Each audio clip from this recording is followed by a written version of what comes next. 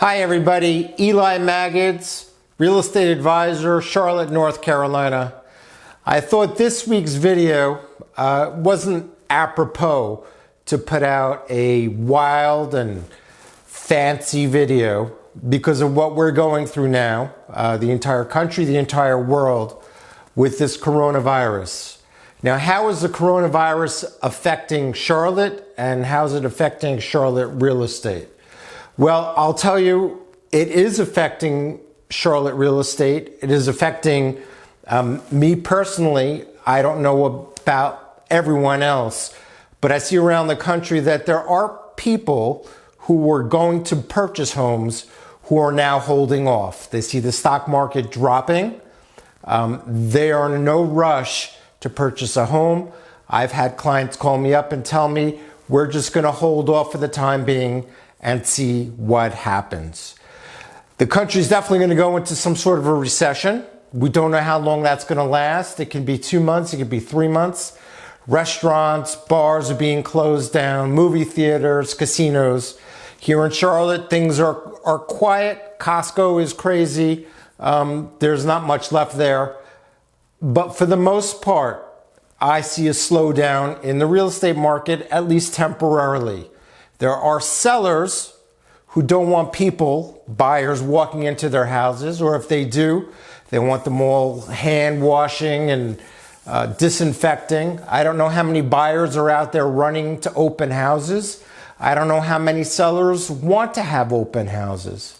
So at this point, we're at a standstill. I know personally I've had several people who say that they're going to hold off. People who are going to purchase a home and spend a lot of money now see that the stock market has gone down and they're holding off.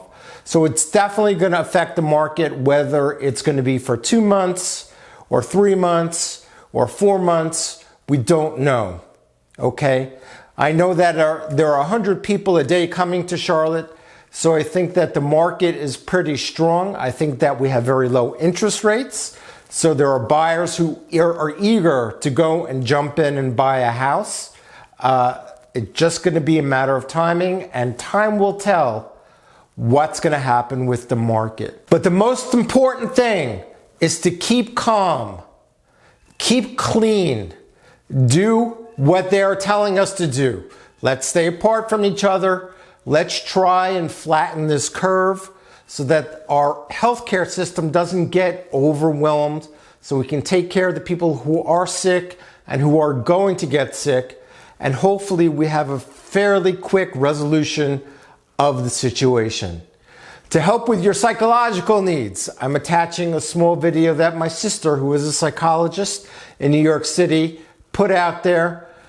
Take a look at that. Hopefully that will help. Stay calm, carry on, and until we see each other again in a little bit. Hi everyone, it's Debbie. I wanted to connect this morning. We are all in the middle of some crazy times, and I'm hoping I can lend some insight and comfort and help in this time. I did need to take a few days for myself because I'm in the middle of the same craziness as everybody else. And so it was a lot of sugar and a lot of Bravo TV. But anything I'm going to tell you now is what I then did for myself. And hopefully it will provide some comfort, and a little awareness goes a long way sometimes in moving us through these things.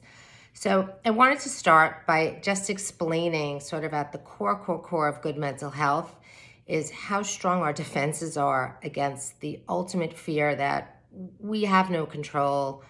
Death can happen at any day, at any time, but we have these strong defenses that allow us to leave the house every day and go about our business.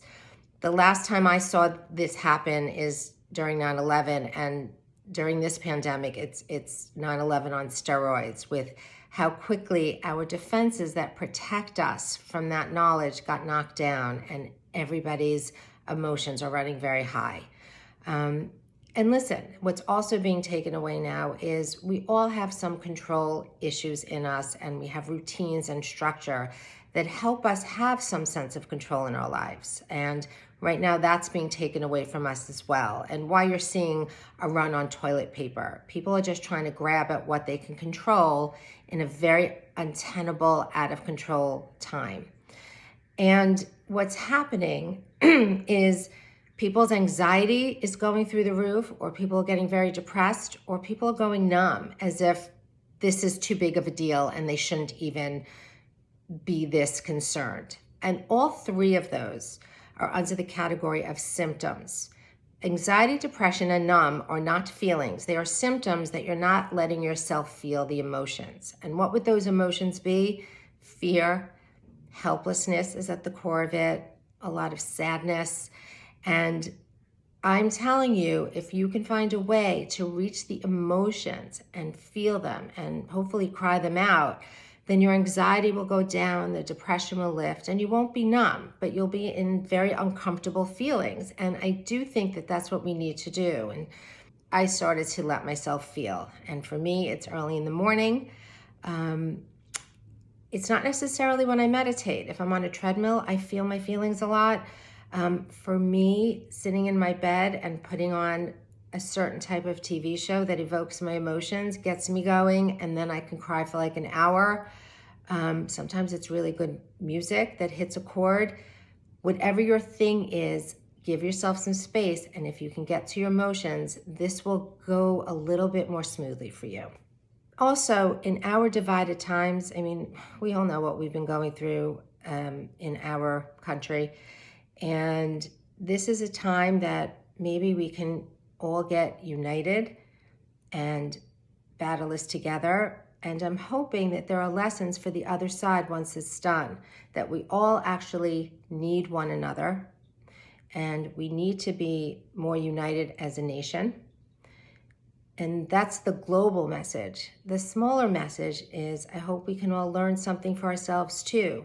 You know, yesterday we wished we didn't have to go to some event, and today we'd kill to be able to go to that event. I don't think we appreciate the moments in our lives that are actually the more important ones until something's taken away. And that's the everyday mundaneness of life. Being able to get up and be healthy and be able to go to a gym and walk around and go to a movie is what's important. But we take that for granted because it's what we get to do every day. And so in the middle of all this, if you can start to do some growth and self-awareness and look at the things that you're so lucky to have that for the moment are taken away but will come back, I think it will be a growth-producing, richer time instead of just being frightened and bummed out that we can't live our normal lives.